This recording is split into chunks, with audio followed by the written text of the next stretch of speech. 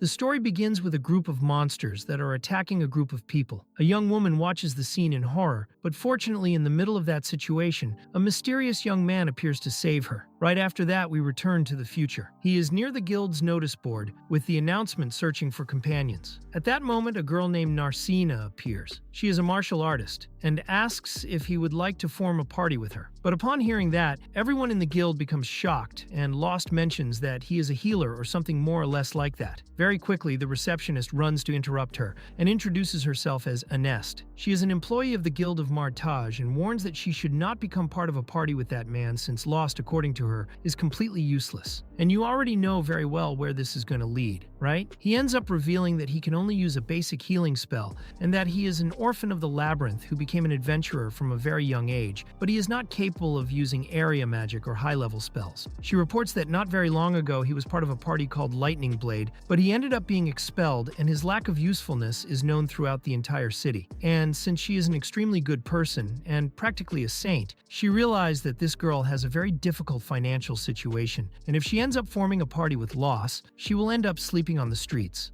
Basically, she made this entire spectacle here just to call the girl poor girl man. But the girl does not want to feel discouraged, and she says that she is not that poor. Unrus tells her not to keep displaying that fortune out of nowhere to just anyone, since in that city the adventurers are not very nice people. So it is better for her not to boast about her wealth, and Narsena thanks her for the advice. When Unrus sees that she is a complete beginner, she decides to introduce her to a party that would be ideal for beginners, although she warns that she will have to pay her a commission for that. Narsena replies that she does not want that, because some time ago she decided to form a party with Raust. She then once again meets with him while Anest is very curious. A little later, they hand her a form for the party. While Raust fills it out, Narsena thinks that she has finally managed to find him. Raust asks if she is not going to sign it, and she nervous ends up signing the registration. Right after that, Raust pays the commission, and Narsena feels very excited since now they are officially a party. While they walk through the city, we discover that no one has been able to complete the Labyrinth of Mard. There are still many zones left to explore, and the city has begun to attract more and more adventurers. And so with time, Martaz became the largest labyrinth city in the region. The young people head toward their adventure, while Narsena remembers that Anest recommended that Lost should take Narsena to the eastern prairie, since that is where the weakest monsters gather, because in the other regions, they are far too dangerous for a beginner adventurer to start. Since the prairie is very large, it costs a lot of effort to find a monster there. On the other hand, inside the labyrinth, they appear all the time, and if they do not go too deep, the monsters will not be so strong, so it will not cause many problems for them. And so, they continue their path. And later they arrive at the labyrinth, where Narsena decides to go in front since he is a healer, and has to remain in the back, supporting her. She will take responsibility for protecting him. And as they enter, Lost questions whether he will truly be able to fight. Although not much time passes, since Narsena shows what she is capable of. That girl is fierce. She takes down the goblins as if it were nothing, and Lost explains to her what a magic stone is. He says that adventurers make their living by selling them at the guild. Narsena asks what the guild does with them, and Lost mentions that magic stones are imbued with magic, so they have a lot of usefulness. Although the magic stones from goblins are not worth very much, but at least they could pay for a night of lodging. He asks if she wants to go a little deeper into the dungeon, and it is very obvious what she is going to say, right? They then go even deeper into the dungeon, but at one moment Lost stops her to prevent her from stepping on a trap. Surprised, she asks how he knew about it, and he answers that it is because the block was a little different from the rest of the floor. Narsena becomes very surprised since he managed to notice that because finding traps is a task for thieves, and he is a healer. But Lost answers that he has spent a long time being an adventurer, so he possesses all kinds of abilities. Later, they observe an orc, which is a mid-level monster. It is very uncommon to see it at that depth of the labyrinth. Narsena asks if they should run away, but Lost answers that by combining their strength, he thinks they will be able to deal with it. Narsena, moved by his words, decides to follow him. So she advances to attack. But when she delivers a kick to him, she feels that this is not just any ordinary monster. The orc counterattacks, but Narsena manages to dodge well, although she ends up cornered against the wall. But fortunately, Lost gets him off her. Surprised, she asks if he really is the healer, and Lost answers that he has a lot of experience, although he notices that she is injured and becomes worried about her. She replies that it is only a small scratch, that it is nothing serious, but Lost goes there to heal her. When he finishes, he notices that the orc's magic stone is much larger than the goblin's ones, so evidently it must be worth much more. Raust proposes that they return since they already managed to obtain enough money, and she has already demonstrated what she is capable of, but she still wants to continue advancing. She truly has no sense of the danger, right? They then continue their adventure, and shortly afterward, they return to the guild where Enrist receives them. She scolds Raust when she realizes that he took Narsena to the labyrinth instead of the prairie. Raust answers that they only went to the upper floors, but strangely an orc was wandering around there. Narsena confirms it, and Anest ends up believing her since lately she has been receiving many complaints about those orcs wandering around there. The leaders of the guild are discussing the matter, and apparently something very strange is happening inside the labyrinth, although she does not know why since she is just a simple employee. They then end up selling the stones, and the greedy receptionist happily goes to do the paperwork. Narsena notices that she is quite happy and Raust explains that when guild employees buy magic stones from adventurers, their salaries increase according to the value of the sale. So the more stones they sell to that woman, the more she will fill her own pockets. Raust becomes surprised when he sees all the money they managed to earn because even half of that is 10 times more than what he used to earn. But after that he becomes depressed and Narsena asks why. Ines then reveals that when he was in the Lightning Blades party, they never gave him what he was owed and he was always deceived. Poor guy. Narsena becomes very irritated when she discovers this, and she asks why the guild never intervened at that time, and he answers that they can only interfere if he pays a modest little fee. She asks Raust if he wants them to intervene now, but he refuses because now he has a new party, and it is time to turn the page and forget the previous one. Narsena ends up accepting it somewhat reluctantly, and when they leave the guild, we see that Raust is being observed by another man. Anest is happily counting the money she received, but at that moment, the man from earlier called Hansen approaches her, commenting that a little while ago he saw Raust. He hopes that she did not send him to a new party, and she answers that although she recommended him, no one would accept him into their party. But a very peculiar young girl ended up appearing, and she wished to form a party with him. Hansen knows who she is talking about, and afterward he leaves,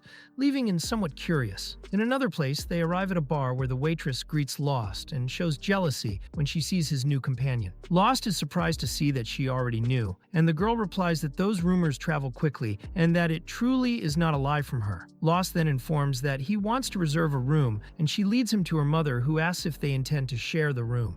Narsena ends up blushing and thinks that this would be wonderful, but Raust asks the lady to stop making jokes and give them their separate rooms immediately, and after that she serves them the food. And sometime later, each one goes into their own room. As she lies down on her bed, Narsena remembers a moment when Raust healed her wound, and we discover that Narsena is the same child that he saved at the beginning of the anime. From that moment on, she decided that when she grew up, she would become an adventurer and form a party with him. After that, she began to train for that day, and when she learned that Raust had been expelled from his party, she ran to the city to form a party with him. She did everything for him. Although he did not realize who she truly is, her appearance has now changed. Even her hair is a different color, and it is very normal that no one recognizes her, not even him. Now she has seen that he has become much stronger, and he does not need her to save him. But afterwards, she tries to encourage herself because she wants to protect him, and she thinks about doing that. Then after changing her clothes, she questions the reason why the people of that city consider him useless, when in truth, he possesses great talent. Now we see the past, and how Raust was on a mission with his former party. They criticized him because he was only the healer who was capable of using basic magic,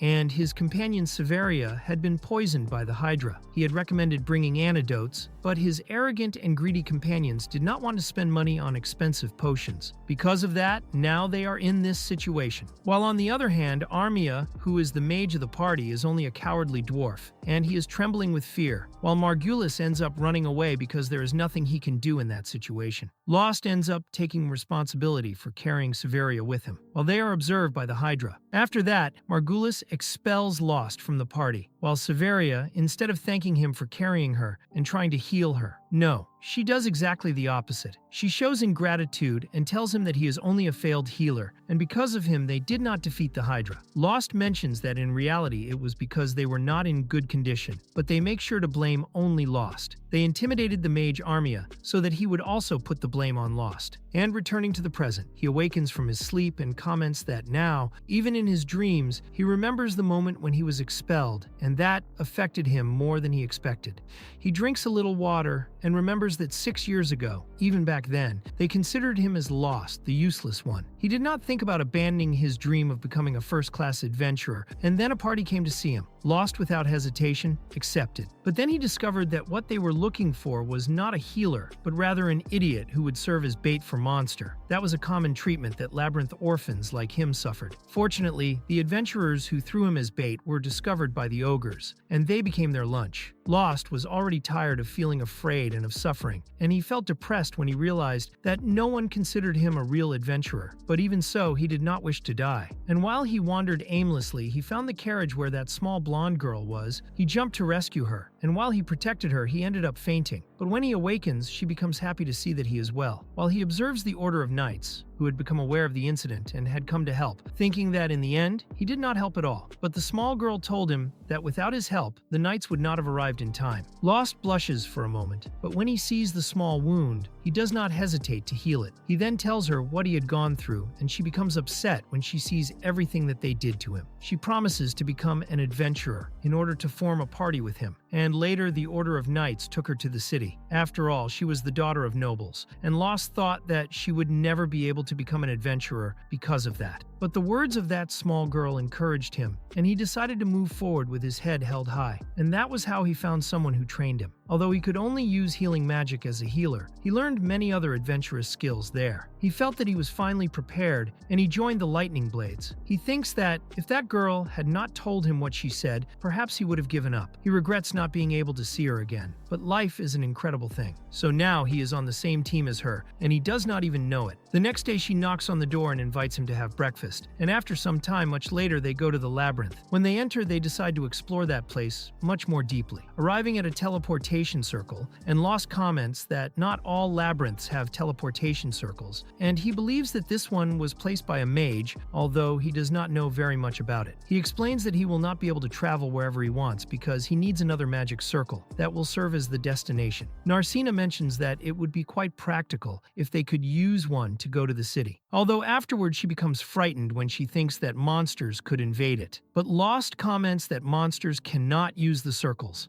Although those circles are lost knowledge and are very practical, no one has ever discovered how to create more of them. They then end up entering the teleportation circle, and they are transported to the intermediate levels of the labyrinth, where it is mentioned that they must be very careful because the monsters in that place are much more dangerous than before. As they advance, they fight with several monsters. Although Narsena attacks a specter, and Lost warns that she should be careful because it is a specter, they do not possess physical bodies. Therefore, physical attacks will not have any effect on them. Now they are at a disadvantage, and because of that he recommends retreating, but the confident Narsena says that she can defeat it. Lost serves as bait so that the monster will go after him. Meanwhile, he thinks that when one trains a great deal, people learn to control their prana, that is the energy of their body. Basically, that prana is the mana of that world. When they imbue their strikes with prana, spiritual beings end up being destroyed. And although they can defeat them, he notices that his arm has burns from the specter's attack. But Lost is more prepared than anything, and he uses a magical object that enhances the effects of healing spells. Inside it, it carries a magic stone, and Lost mentions that the guild delivers the magic stones they buy from adventurers to craftsmen,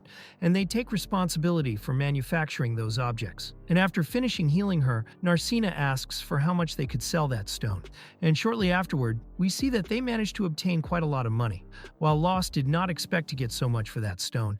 And while they walk through the city, they observe a crowd of people, and when they look more closely, they notice that people are fighting. Lost comments to Narsena that this happens very frequently, because in that city gather all the adventurers who cause problems in other places. Narsena remembers that Anist had mentioned something about that, and that they must remain very attentive since there are many malicious adventurers in that city. They keep bothering everyone, and for the real adventurers in the end, they end up being a real problem. But Lost tells her to forget about that for now since they have just been paid, and the best thing now is for them to enjoy the treat of dinner. When ordering the meal, the owner asks if they will truly be able to pay for all of that, but Lost answers that there is no reason to worry and asks her for a beer. Narsena also asks for one. Although the owner's daughter mentions that they do not serve alcohol to minors, she becomes annoyed and Lost mentions that she is still very young to be getting drunk. That situation bothers her, but she ends up yielding. And later, Narsena asks what that tower is that she sees in the distance, since it looks like a building. But it has no windows, no doors, nor any kind of engraving. And what is even more curious is that there are several of them throughout the city. Lost mentions that it is something strange, and it also awakened his curiosity. He questioned it at the time, but it turns out that not even the people who built it have any idea what they are, and they do not even know who made the request. Narsena asks how that is possible, and Lost reveals that basically an agent of the employer brought them the plans and the money, but that man represented another man, who represented another man, and so on. So it was impossible to discover who the true owner really was. Narsena understands that those who built that did not wish to reveal their identity, and well, that was already quite obvious. And as long as it does not cause any harm to anyone, there is no problem at all, because in that world there are people of every kind. Lost mentions that instead of having done that, it would have been better to fortify the city. Narsena realizes that that city does not have a wall, nor does it possess a moat, and Lost comments that this is a disadvantage in the case of an invasion, because without walls, how are they going to stop those who wish to invade? But Narsena answers that it is not necessary since that city has many adventurers. Even if they encounter bandits or monsters, certainly they will teach them a lesson. After that, they go to their rooms. Although before entering, Narsena asks for a moment, but afterwards she regrets it and wishes him good night. When she throws herself onto her bed, she becomes quite sad since all she wanted was to sleep and cuddle with him. But she does not have the courage to say that to him. While Lost in his room is very happy for having a good team, although this is not even a team, it is basically a duo. Lost does not know if he will be able to find that small blonde girl from before, but he thanks Narsena since thanks to her he continues being an adventurer. The blonde girl from before is already in a party with him, and he does not know it. The next day we see Margulis presenting the members of his party. The new healer of the lightning blades, Lyra. Although they are not very excited, Margulis mentions that now they will finally be able to defeat that Hydra. And on the other side, we see Hansen, who informs the mysterious man that the sleeping princess is in the city, and she is in the same party as Lost. The mysterious man becomes surprised when he discovers that Lost still remains in the city, and now they lack time. So he orders Hansen to eliminate him by all possible means, and shortly afterward, we see the Lightning Blades party returning to the Hydra, and he becomes very happy that the heads of the Hydra did not grow back. In this case, the head that they managed to cut off. Then that idiot Margulis says that he and Lyra will attack from the front, but she becomes very surprised and stops him, warning that a healer cannot go to the front. He has to remain in the rear and provide healing. He becomes surprised and answers that the useless Lost always used to do that, even though he was a nobody who was always running away. Lyra becomes shocked when she discovers that those lunatics were exposing a healer to the dangers of battle. Severia even comments that it was Lost who still managed to capture the Hydra, and Lyra becomes surprised to see that a healer managed to do all of that. But that idiot Margulis then mentions that if they cannot go to the front, then she has to take responsibility for healing them and using antidotes. And that way they intend to finish the Hydra on that very same day. On the other side, the two of them are returning to the guild with a good amount of loot, and Anise notices that they have returned from the intermediate levels. She warns Lost that it is better not to put Narsena in danger, and she answers that they are a party of two, and they are quite cautious. Nest answers that they are doing well, but that they will always be limited when they are only two people. So she recommends that they look for more members, since it would be much more advantageous to have some mage or warrior, since in that way they could defend themselves against more dangerous monsters. Besides that, they would earn more money, and she would also benefit financially in some way, since the more stones they sell, the more money goes into her pocket. That girl only thinks about money. That is absurd, and Lost understands that she is right. Although he does not think that they need that right now, Nest answers that he is right. After all, they are earning good money, and at that rate, they will be able to rent a house, and she will also be filling her pockets. Narsena becomes very surprised, and Lost explains that parties who earn enough money can rent a private house and thus use it as a base. In Iens, there is not much space for equipment and objects, and they are also not very cheap. Nest even comments that since they are a man and a woman, they could even show affection and make their relationship become even deeper. So having a little place of their own would be ideal. And Narsena ends up blushing, and everyone remains silent. And then Lost says that it is better for them not to do that, and Narsena asks why not. At that moment, Lost remembers that the lightning blades had their own house. Although he used to live inside a closet, poor guy, he was treated worse than a dog. At that moment, Anarest remembers the news about the lightning blades, and she mentions to Lost that perhaps it was actually better that they expelled him from the group. And we discover that those idiots received an absurd beating. Their leader wonders why he cannot defeat the Hydra. Although Lyra answers that this happens because they insist on attacking it from the front, even though he is not someone strong. He asks her to remain silent because he needs to concentrate, and Lyra takes care of the wounds of the mage Armia, while Severia comments to the other that in reality Lost seemed to be quite useful. He complained a lot, but he fulfilled his part. Besides that, he did not even realize that he was being deceived. The other man becomes irritated and asks himself for what reason he had to leave, but in reality, he himself expelled him, and Severia makes sure to remind him of that. So he begins to remember it and thinks that it will be much easier to make him return. After all, they are the famous lightning blades, and no one would refuse their invitation. Although Severia doubts that, the next day, Arya wakes up and notices that Lyra is sleeping beside her. When she wakes up, she asks if the girl is well. Armia answers that she is much better, and after that, Lyra begins to look for Severia everywhere, and she also looks for their leader, Margulis. But she ends up not finding anyone, and we see that he comments to Lost that he should be happy, because now he allows the boy to return to the lightning blades. Everyone in the guild becomes surprised again, and that has become a frequent habit. Everyone keeps getting surprised here all the time. Margulis informs that he will be able to return to his group, while everyone watches, and Anne comments to Narsena that is Margulis, the leader of the Lightning Blades party. Lost comments that he will not do that, and Margulis answers, asking if it is because of money. He says that they made a mistake in the calculations, and because of that they were paying him much less, but now they can simply recalculate and pay a fair amount to him. Narsena hears everything very irritated, and Margulis whispers to Lost that his new healer is completely useless. That old woman who is watching all of this becomes very embarrassed. Although Lost comments that he is grateful, but at that moment everyone becomes surprised, and Narsena runs to stop him, commenting that she lets her guard down for only a moment, and those men already start bothering him. She informs Margulis that Lost will never return to his group, and Lost says that he appreciated the invitation, but regrets it because now he has a new companion, and he does not intend to return to the Lightning Blades in any way at all. Margulis, surprised, asks if perhaps that girl is trying to take advantage of him, mentioning that maybe she knows that Lost is not a useless adventurer, but rather someone very useful. And he asks Narsena if, by any chance, she is deceiving him with the division of the money. And then he blames the guild for also being involved. He asks Lost to open his eyes and not allow himself to be deceived. Although Lost, already irritated, grabs him by the arm and answers that he does not hold a grudge. But if he does anything against Narsena, he will never forgive him for that. He looks at him with a very serious gaze, and Margulis is almost trembling with fear. And after that, they withdraw, and Narsena sticks out her tongue, while the frustrated Margulis goes toward Anest so that she can introduce someone new to him, someone strong who can keep up with the pace, since the Lightning Blades will definitely defeat that Hydra. Then a warrior presents himself, and Margulis begins to examine him from head to toe, and then he unhees his sword to test his strength. He thanks Anest, who answers that fighting inside the guild is forbidden, but he simply ignores it and jumps to attack. But the warrior very easily sends his sword flying away. Everyone in the guild becomes shocked, and Margulis, embarrassed, answers Anest that he will take him.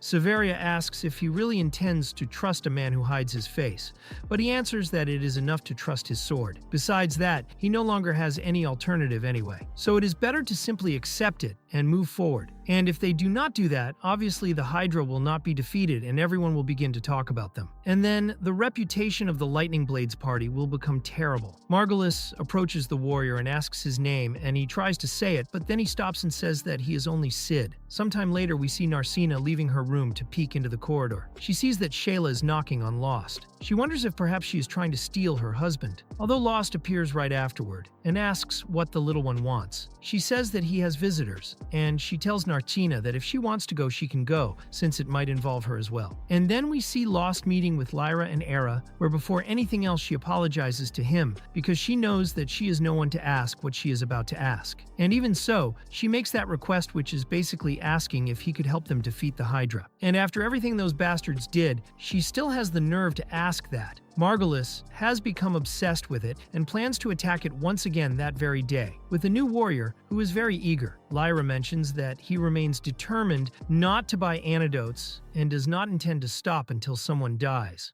Arma comments that it is already a little late, but now she understands how strong Lost truly is, and if he had not cut off the Hydra's head at that moment, it would have killed them all. Lost mentions that he cannot be certain about that, although Lyra answers that he cannot simply say that without reason, because they are about to face difficult moments against a Hydra that has already lost 2 heads. Now he could imagine what would happen if it were still intact. Lost asks what they truly wish to request, and Armia takes the opportunity to say that the Hydra has still not fully healed, and if he joins their group, they will be able to defeat it without having to lose anyone. Lost asks if they truly want him to return to the Lightning Blades party. Arya answers yes, somewhat embarrassed, and Lost comments that it is something uncomfortable, and mentions that they probably did not tell Margulis anything about it. At that moment, Narsena asks Ara why she is so committed to helping that group, or rather to saving Margulis, since that lunatic seems to be only a very bad person. So if he died, it honestly would not even make any difference to the world. But the young woman answers that it is true that he has his problems. She says that he is arrogant, reckless, cowardly, manipulative, besides being very rude, narrow-minded, and vindictive. Everything bad that exists is that man. But despite all of that, they are companions. And although Narsena becomes annoyed by that, she then asks what Lost is to her, or if she is going to pretend and ignore that she did not know how they treated him. Arya answers frightened that she did not agree with that, but she feared being expelled if she also said something. She laments her lack of experience because she had never been in other parties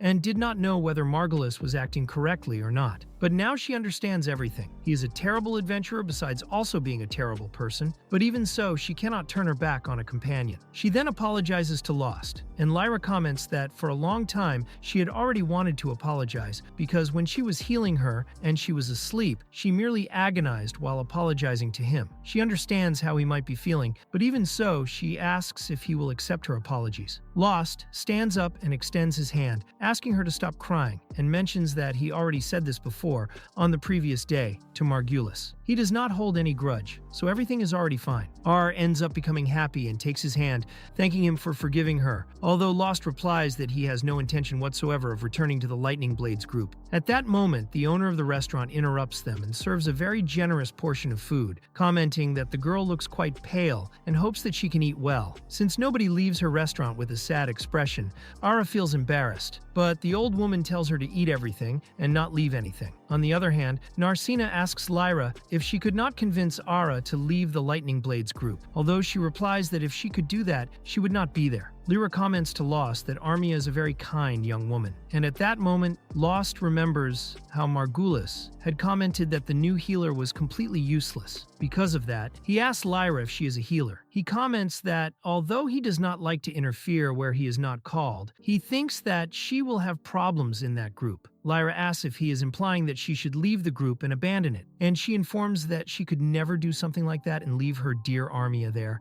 Lost understands her, but when he sees Armia, he becomes thoughtful. Shortly afterward, Lyra arrives at her guild and is surprised when she sees Sid, although Margulis replies that his name is not Sid, and right after that, he runs away excited to prepare himself to face the Hydra. And when the two are alone, Lyra asks what the hell he is doing in that place. He replies that he does not even know who she is and keeps acting foolish, but she answers that it is very obvious who he is and tells him to stop pretending to be an idiot. She asks if perhaps he accepted another terrible job, but Sid simply ignores her and turns around. She says that that sword is not his and asks if he stole it from someone. He says that he did not. He says that it was merely a gift from his mentor before he passed away, thus revealing his true identity. And right afterward, he tries to remedy the situation, but it is already too late. Without delaying any further, he replies that he is in debt to her, and she steps away while blushing. And in another scene, we see how the group is leaving the city where Lost remains observing in the direction where the Hydra is located. We see that the Lightning Blades head toward it, and a little later, we see that they face some others. Messina defeats them with great efficiency, and Lost congratulates her for her excellent work. But now it is already time to rest, although she warns that she can continue. However, she is quite worried about her stomach, which begins to rumble shortly after she says that, and Lost starts laughing at her face. But irritated, she shouts for him not to mock her, and Lost proposes that they go to have lunch, although it is still somewhat early and the fighter, somewhat blushing, ends up accepting. Later they prepare a picnic, and Lost is surprised when he sees so much food. Nina mentions mentions that, when leaving the inn, Mary gave all the food that Arma had left. And while they eat, Lost reveals that the Hydra is a very, very, very powerful monster.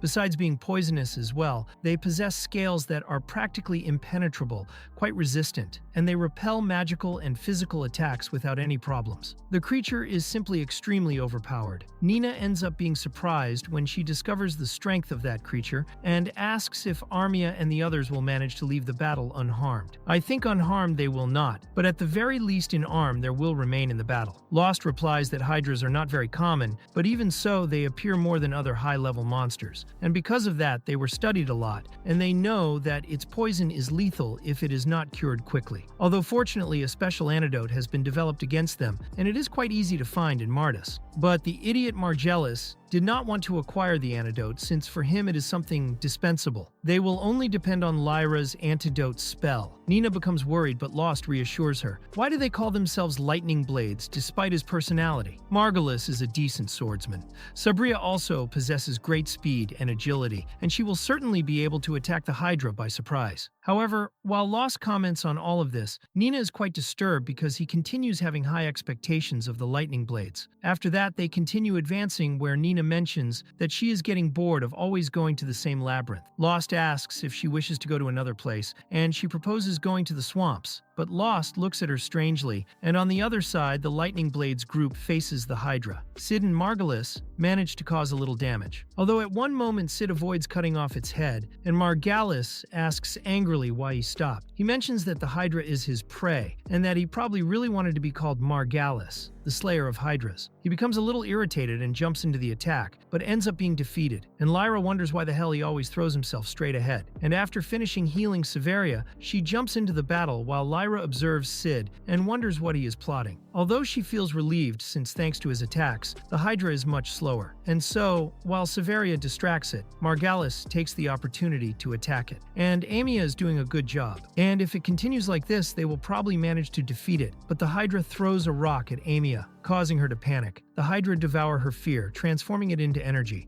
although Sid mentions that it is very rare for that height to be visible. After that, the Hydra begins to devour the mana of the surroundings, although this is even stranger since mana is only found inside the labyrinth. Margalis questions what is happening with that creature, and Lyra explains that monsters absorb large amounts of magic in order to transform, and thus their abilities improve. It is then that the Hydra changes. It recovers, and its heads return, and Sid, already terrified, tells Margalis to withdraw from that place. But he refuses since he is very close to becoming the slayer of Hydras. But when he collides with the monster, his sword breaks, and the Hydra prepares to send him to his death. But fortunately, Lost intervenes and Narsena and Sid rush into the attack. Sid asks Lost to secure Amya's wounds, who is lying there badly injured on the ground while he deals with the monster, and Narsena asks Lyra if Amya will be able to recover. Although she does not know how to answer since, as she is a mage, her resistance to magic is very strong, and perhaps she will resist even the healing spells. However, Lost begins to use his basic healing spell, and Lyra asks what he is doing. And at that moment, Severia answers that he is accumulating spells. That is what he used to always do with them. And Lyra is surprised because she had never seen someone accumulate so many healing spells and wonders who the hell Lost is. Amia wakes up and becomes happy when she sees him, but soon falls asleep due to exhaustion. At that moment, the Hydra becomes irritated when it sees Lost, while Sid asks Lyra and the others to remain in that place. Margulis has no other option because, after all, he broke his sword, and the men prepare for the attack. Sid,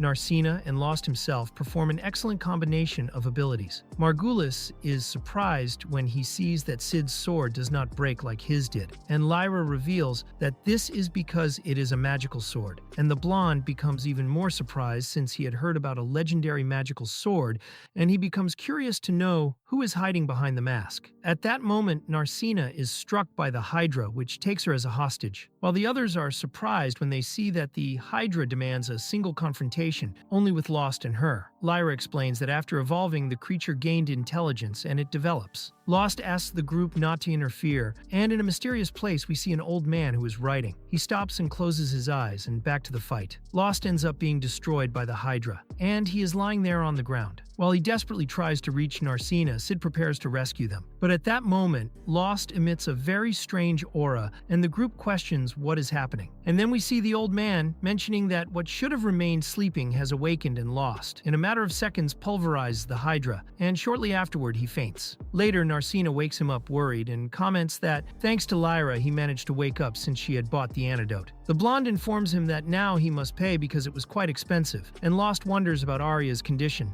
and Sid replies that she is sleeping, but at least her life is not in any danger. Lyra asks what he did, but Lost does not remember anything. At that moment, Margulis mentions that he knew he was someone impressive, and that with him on the team, they could defeat any creature, even the boss of the Marta's labyrinth. But Lost reminds him that he does not intend to join his team again. But Margulis says that the Hydra dropped many magical crystals, and they will divide the money among the three. Lost asks who those three are. The shameless blonde already says that Lyra and Sid did not help much. Therefore, they will receive no payment. The other girl is your companion. She will probably like the idea. Lost then asks what will happen to Armia, and Severia replies that that young woman has no salvation, and if she becomes useless, they will only have to sell her as a slave, since certainly many men would offer a good amount for her. Lost ends up becoming rightfully upset. But then in the scene, someone slaps Margulis. He becomes somewhat outraged, since the rules of the guild forbid fights between adventurers Sid and Lyra. Angry as they are, immediately say that they saw nothing, and Severia, irritated, says that she will testify before the guild against them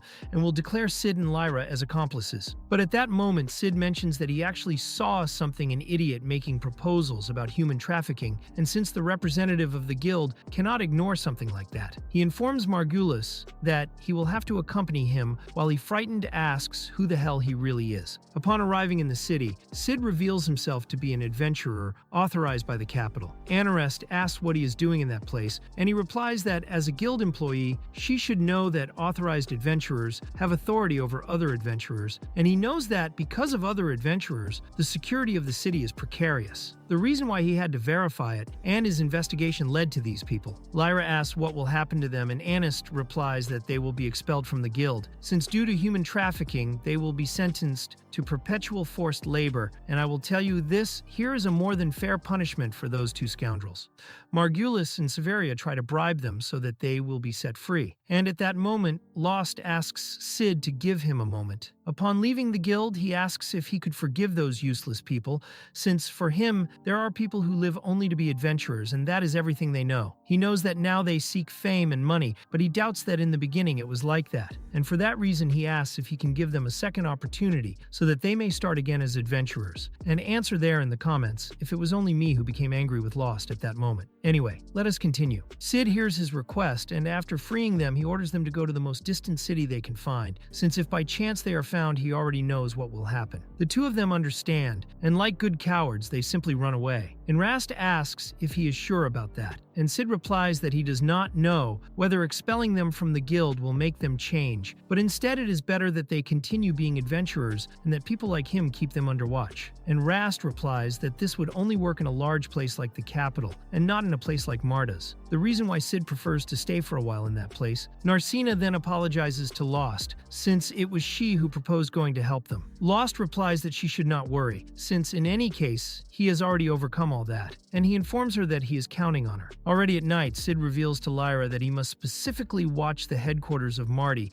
since in the capital, they are convinced that the problem is originating within the guild itself, or with the guild master himself, and for that reason, he decided to remain there. He asked Lyra to form a group with him, and she replies that she has one condition for that, and that is to recruit Army as well, since she cannot abandon her to nothing. Sid ends up accepting the request, since after all, the more the better. He tells her that now he has discovered that there are more people whom he must watch because he cannot leave that man without surveillance. And sometime later, we observe that the young people discover how Lyra, Sid, and Arma formed a group. But Arma feels very indebted to her since they saved her life. But Lyra informs her that she owes her nothing, but the girl is stubborn, so there's not much that can be done. Narsena encourages her to strive with her new companions. And after that, while they walk through the streets, Narsena asks Lost if they will return to the Abyss, or if he prefers to go to the prairie. But he tells her that on that day they will visit the guild. But Narsena finds it strange because he does not usually go to the guild so early. But Lost tells her that with everything that happened on the previous day, they did not even exchange the magical stones for money. Besides asking what she thinks about accepting a mission,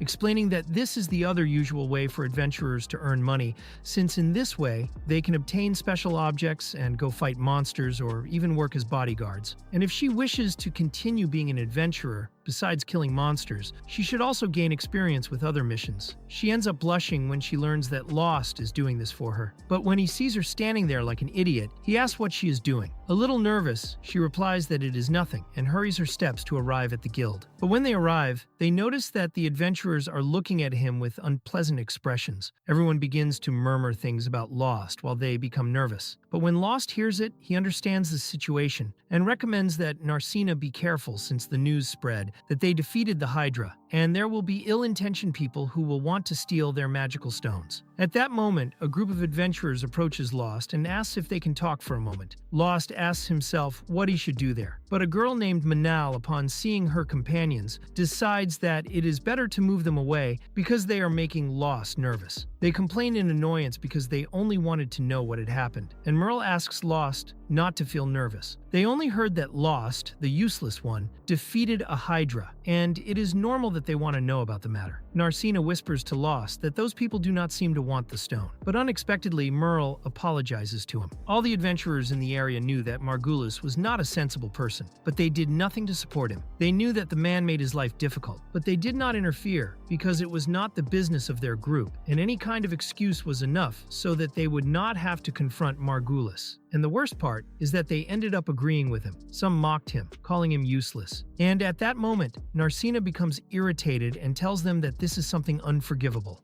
Emin takes advantage of the moment and asks what they can do for Raust so that he may forgive them. But Narsena exaggerates in her response and tells her to begin by kneeling and asking for forgiveness for 3 days, since that is nothing compared to everything that Raust had to endure. But somewhat embarrassed, he asks Narsena to leave them alone because if she forces them to do that, people will think that he is the one at fault. The adventurers breathe in relief, although Raust comments that despite having defeated the Hydra, he continues being a Tessera healer who only knows how to use basic healing. So Raust. The useless one will continue forever being Raust, the useless one, and he informs them that they may continue calling him that way because he does not mind. Manal ends up agreeing, and as she leaves, she tells him that if he has any difficulty, he can call them and they will help. After that, they hand over the magical stone, and Anest almost had a great reaction when she saw the Hydra stone, especially because it was a mutant Hydra and its value is 10 times greater. Perhaps even more than that, given that there are not many monsters that undergo mutations, and those stones are very rare, she explains that the amount of mana required to cause a mutation is absurd, and for that reason, it only happens inside the labyrinth. But this Hydra performed its mutation in the swamps. Although outside the labyrinth, mana may accumulate, it is not enough to channel a mutation, and on the previous occasion, they encountered a higher level orc. So something is probably occurring inside the labyrinth, and Narsena asks whether the guild should not take some action. Raust questions Anest about the reason why an expedition is not organized to investigate, but they are interrupted by Hansen. He observes how Alice is with Raust, and Anest, nervous, says that she has to tell them something. Later, Hansen informs them that although those phenomena that are happening are quite unusual, they are also not strange. The guild is very busy to waste time on trivialities. Raust says that they cannot ignore this, since several adventurers may end up dying in the process. But Hansen explains that adventurers must be aware that their work has risks of death, and Raust mentions that at least the guild should warn the adventurers. But Hansen does not care at all and replies that if he is so afraid,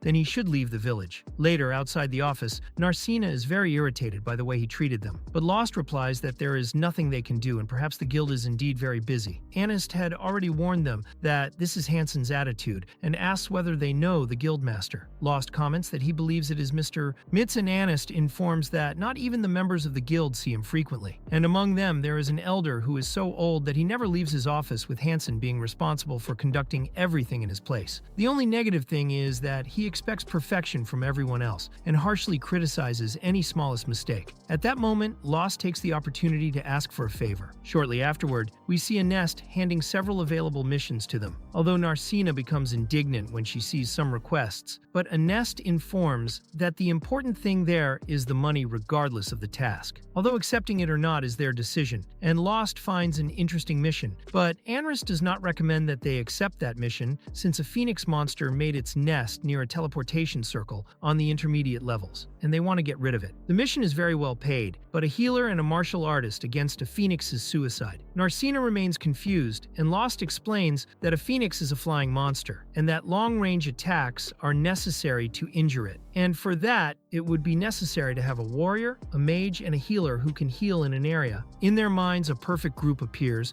and afterward, they meet with Lyra, and there they explain the situation to her, and she ends up accepting the request because working with Raust will be convenient for Sid. Anya also agrees. Although she asks Raust whether he does not mind, he replies that he does not, and that she can participate. But the small girl still feels bad about how she had treated him before. But Lyra reassures her, because she already heard that Raust holds nothing against her. And because of that, sometime later, they go to buy the necessary equipment where Narsena comments to Raust that she knows everything, not only about his healing, but then she stops and becomes thoughtful. But suddenly, she is hugged by a red-haired girl who calls her Nar. She turns around hitting the girl, but she dodges. And when she sees who it is, she becomes nervous and asks what Ralma is doing there. She replies that this is not a way to greet her, and tells her that she continues being the same high-level mage and adventurer as always, the feared goddess of fire, and there is nothing strange about her visiting a city with a labyrinth. Although Narsena replies that she knows that it was her father who sent her,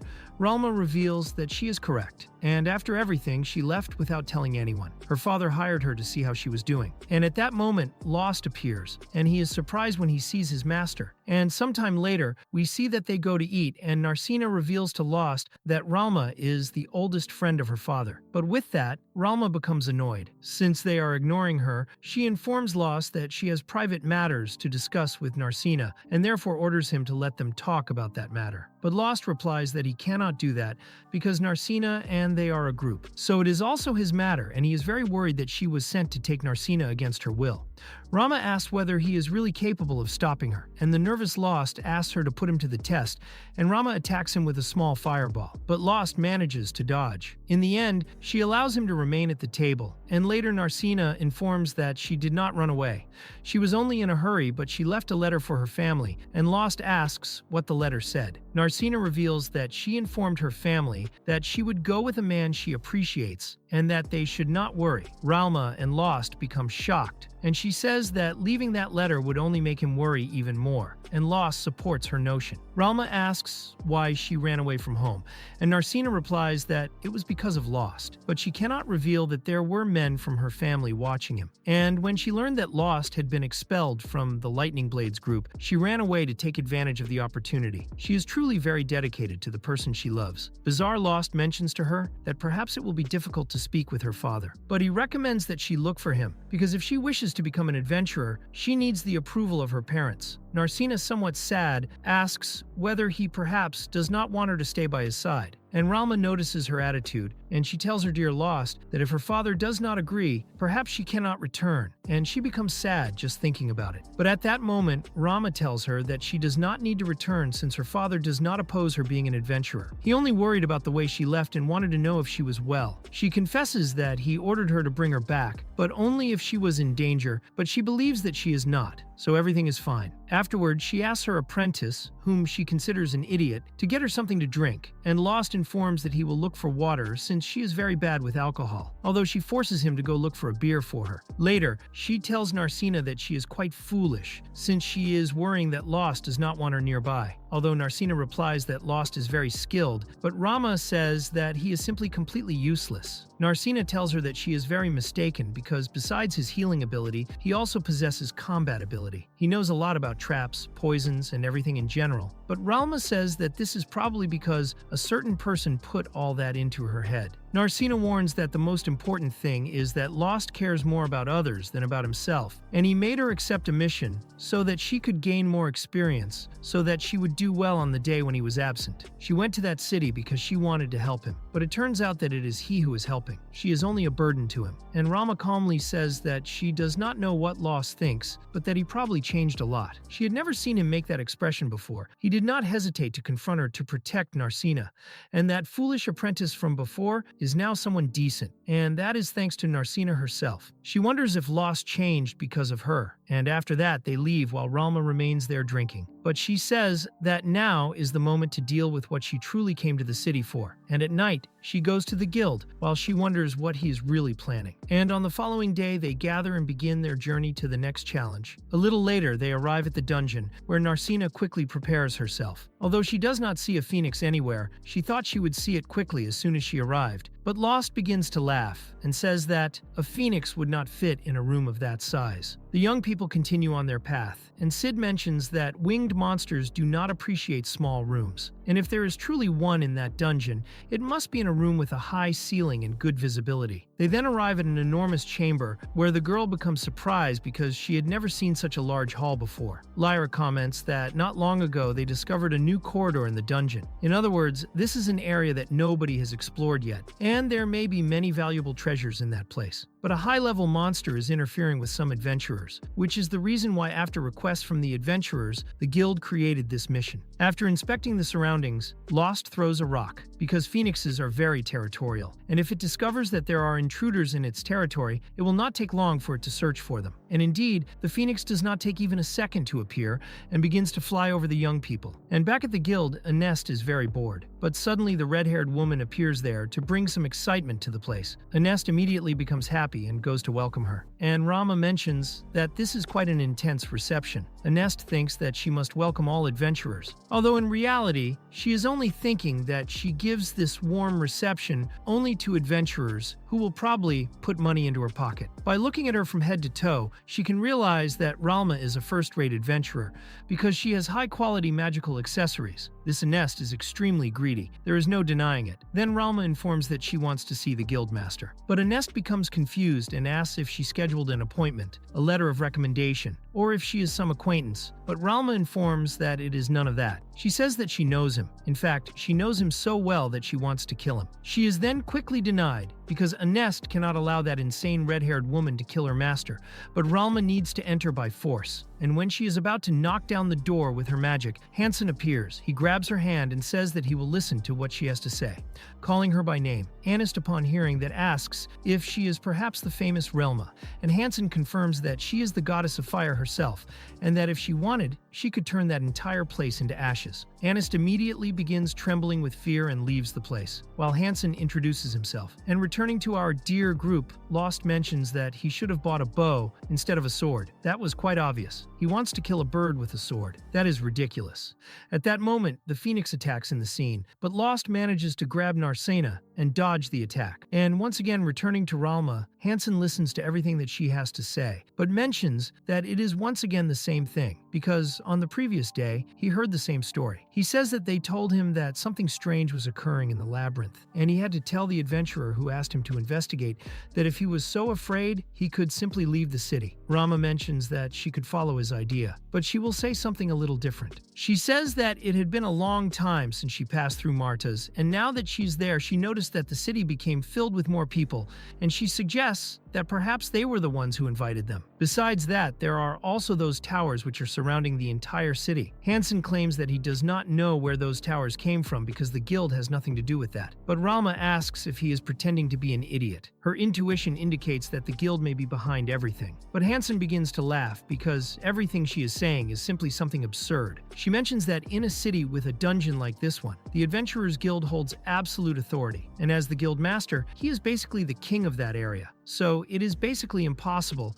that he does not know what is happening in that area. Hansen replies that he is only another gear in the machine, but Ralma becomes angry. Yet Hansen shamelessly responds that if she is so bothered, she can also leave the city. Ralma then comments that they are gathering many wrongdoers, and when someone respectable arrives worried, they simply expel them from the city. It is almost as if having real adventurers were a problem. And Hansen asks what they would achieve with all that, but Ralma replies that she still does not know. But some situation will happen, such as, for example, the elevation of the labyrinth. Returning to the group, the Phoenix continues launching its fireballs. And if it continues like that, there will be a lack of oxygen. And that will be a great problem. And the Phoenix is trying to drive them away to protect its territory. Sid asks Arya to attack the Phoenix with some water spell on its wings because its wings of fire are like bird feathers that will not force it to land, but it will probably slow it down. In that way, at least he will be able to use his sword. But Arma becomes worried since in order to cast such a powerful spell like that, she will have to remain vulnerable to its attacks. But Sid informs her that he will protect her and will not allow it to touch her. Besides that, Narsena informs that she and Lost will also protect her, and thus Armia can feel much calmer. So in that way, the group goes out to distract the Phoenix, and Arma begins to cast her spell. Lyra thinks that with everything that happened, it will be very difficult for her. But now she must learn to trust her new companions, and once she can do that,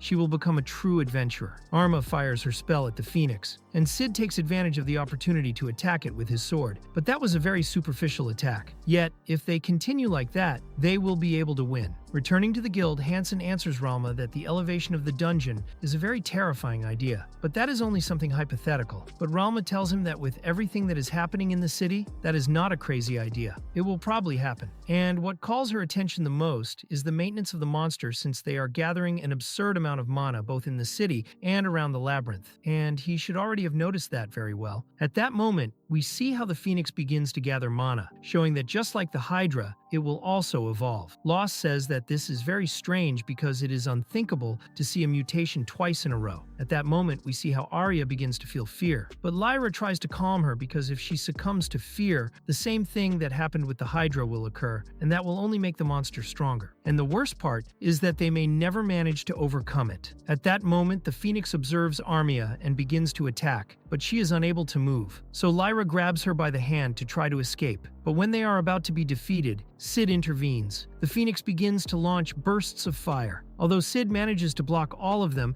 and asks Ara to stand up because he needs her help to defeat it. She then gathers the courage to stand up, asking him to give her some time. And returning to Rama, she is very irritated because that miserable Hansen pretended that he knew nothing until the end, although she also was not expecting sincerity from him.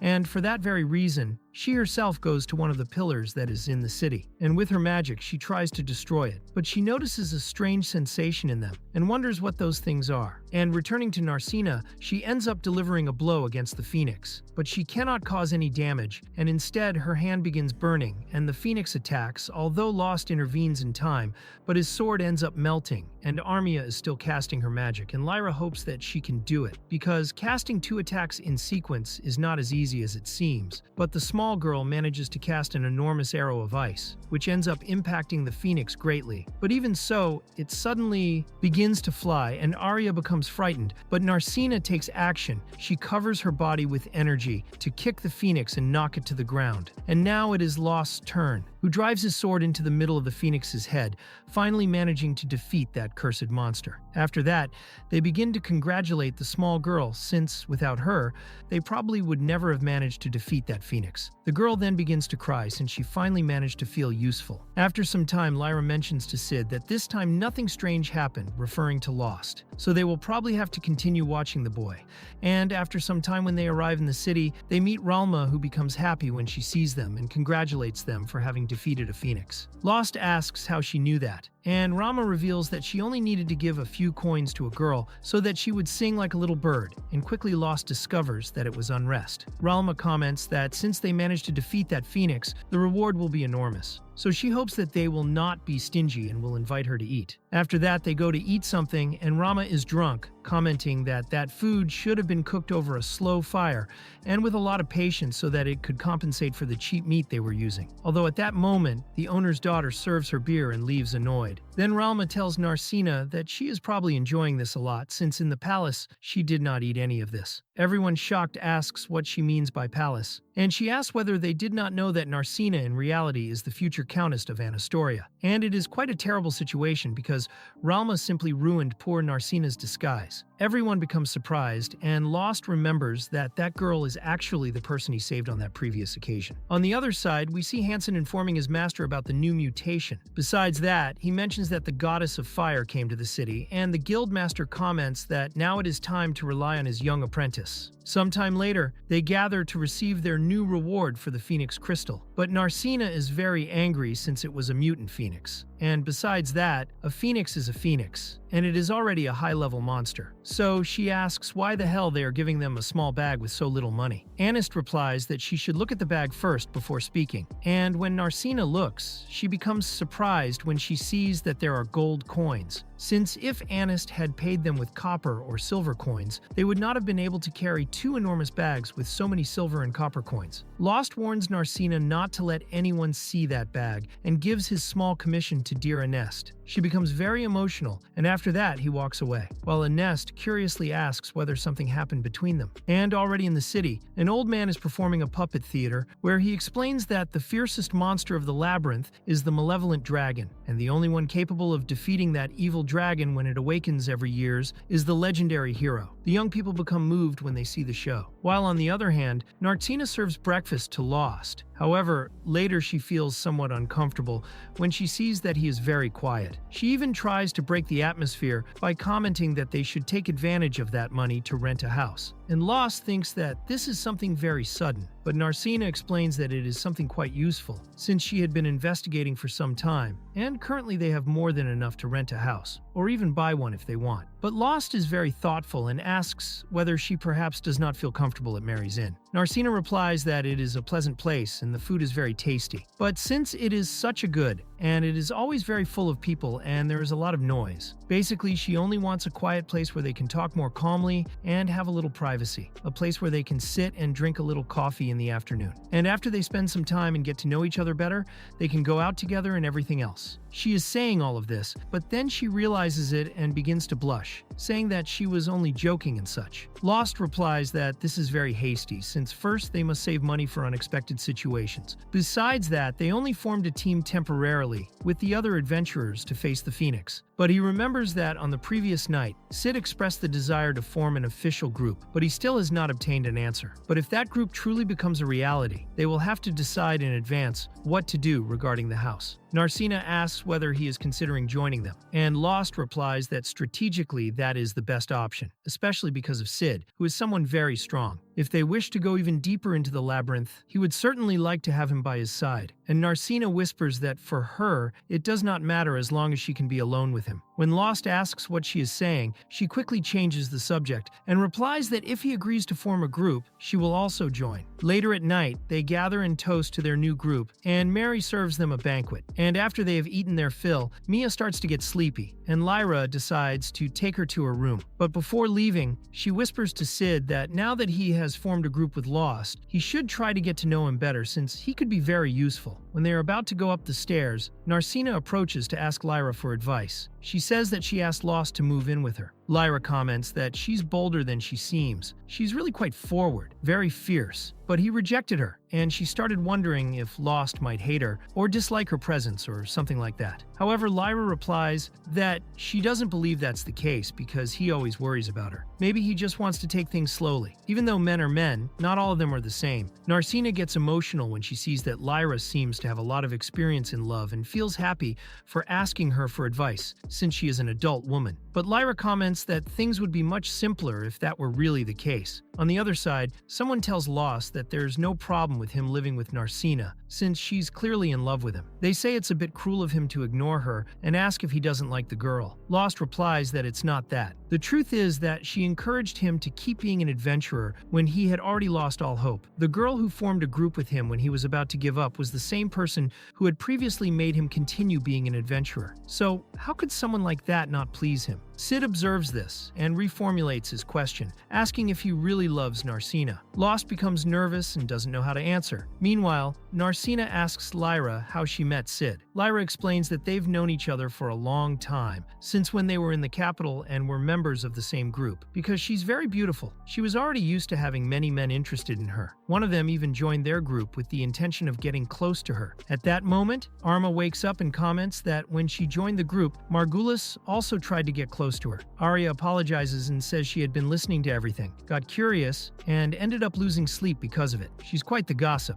Lyra continues her story saying that the guy who had approached her earlier waited until Sid and the rest of the group had left. He then started acting very conveniently, and Lyra scolded him. After that, she didn't give it much importance. However, Sid couldn't forgive himself for having accepted that man into the group, so with a kick, he expelled him, though he also disappeared soon after. Then we see Sid telling Raust that he didn't have the courage to go back and face Lyra. The last thing he expected when he arrived there after being sent to the capital was to meet her again, and on top of that, she helped him when he asked for help. She had already forgiven him when he couldn't even forgive himself. Lyra tells the girls that she was never angry with him, but he left without telling her anything. She wonders how she couldn't understand what he felt. At that moment, Sheila appears and asks if she is in love with Sid. Even the little girl here is a gossip. There's no helping it. Sid asks Raust what he intends to do. Raust confesses that when Narsena suggested they live together, he actually felt very happy, But before that, he needs to make sure of something. Sid was about to say something interesting, but they are interrupted by Anest. She brings Lost the results of the investigation Sid had requested. Lost asks if the City Guild also works as investigators, but Anest explains that she does it on her own. It's not guild work. If it were, she wouldn't be there at that hour. A bit suspicious, she asks Lost if Sid can know about it. He replies that it's not a problem since they were just talking about that very subject. Then we discover that Lost had asked her to investigate Narsena. At that moment, we see another puppet theater scene where the hero has lost his strength just when he is about to be devoured by the dragon. A young woman with a mysterious power appears. She puts the dragon into a deep sleep, and the princess also ends up falling asleep. Anest then explains that Narsena is the only daughter of the Count of Anala Histori. Under normal circumstances, she or her husband would inherit the title, but Narsena said she preferred to be an adventurer. Lost asks if the Count of Anala Historia opposed her becoming an adventurer. Anest replies that in the past, he did oppose it. But then something happened. At that moment, Narsena tells the girls that her hair wasn't always blue. It used to be blonde, just like one of her parents, until one day she woke up and it had turned that color. Lost comments that at the beginning it took him a while to recognize the girl, and in part because obviously she had grown up, but mainly because of the color of her hair. But all of this is very unusual to happen suddenly. And Unrest comments that from that day onward, the Count stopped opposing his daughter becoming an adventurer. Lost questions why he changed his mind. And Sid comments that perhaps her father thought he would die soon and allowed his daughter to live her life as she wished. Although Unrest comments that a young woman who is giving a phoenix such a beating does not seem like she will die anytime soon. To finish her report, Unrest informs Lost that she is an adventurer with the approval of her parents and asks him to hand over her payment. Sid is surprised to see that this was what was worrying Lost, and he replies that this really was troubling him a lot, and he wishes to trust Narsena. But between what she told him and what his master told him, it was not very clear to him. After that, Unrest leaves, and Sid asks Lost what he would have done if the Countess had opposed it. He replies that he most likely would have taken her back home, so that if she truly wanted to be an adventurer, she would convince her parents, although obviously he would have helped to try to convince them. And Sid comments that now there is nothing left to worry about. And the girls comment to Narsena that she is quite a bold girl, and Lyra thinks that she should learn something from her and try to use it a little more. Then they all begin to act strangely and take Lyra so that she would confess to Sid. She asks if he has a moment, and in a change of scene, she is very nervous, asking if he could allow her to be his companion. Sid replies that there is no problem since they are already companions in the same group. She becomes angry and says that she is not referring to that. While curious, Lost asks what it is about, but the girls silence him, and Lyra gathers enough courage and tells Sid that she wants him to become her companion for life. Sid finally understands what that means and becomes extremely nervous. Although very shamelessly, he replies that he needs to think about it. Lyra, irritated, asks what kind of answer that is, while the girls inside lament that response, but Lyra replies that in the end she does not mind because until that moment he had never even considered it, which in this case already represents great progress, and she hopes that they can get along well in the future. At that moment, Lost takes the opportunity to take the first step and asks if she has any time the next day, because he needs to tell her something very important. Once again, we see that puppet show where the sleeping princess sacrifices herself to keep the beast asleep, and thanks to that sacrifice, the world entered an era of peace. Then we see a group of adventurers who are inside a dungeon, and they become frightened when they see an orc on the upper floors. They try to remain quiet while waiting for the monster to leave, and when it does, they take the opportunity to advance. But in front of them, another orc appears, although the adventurers remain calm because they use a novice like Eskar. The name of that novice is Kate, and he becomes frightened, but the others do not even care and run away. And returning to our main group, they are eating. Although in the scene, Narsena is a little confused since she does not know what Lost wants to say to her. So, in all her delirium, she begins to confuse flowers with the sausage, and Sid and Lyra recommend to Lost that he finish this as quickly as possible, since if it takes a little longer, the girl may never return to normal. Lost then follows their advice and decides to approach the scene.